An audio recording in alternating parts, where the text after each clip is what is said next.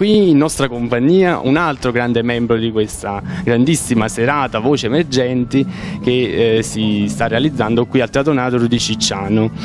Siamo in compagnia appunto di Angelo Zuoto. Ciao Angelo, buonasera. Buonasera, buonasera a tutti. Angelo, tu da pianista, no? Quale sei?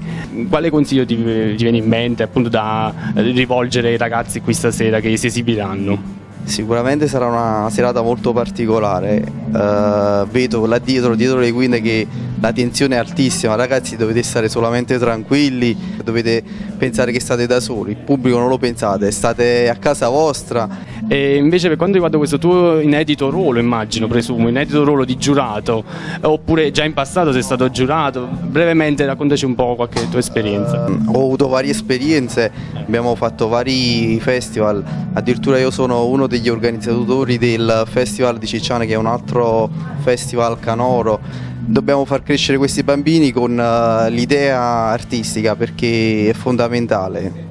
Esattamente, va benissimo. Allora rivolgi un tuo personale saluto agli amici di Street News che ci stanno seguendo. Allora saluto tutti i ragazzi di Street News e un bocca al lupo ai concorrenti di questa sera.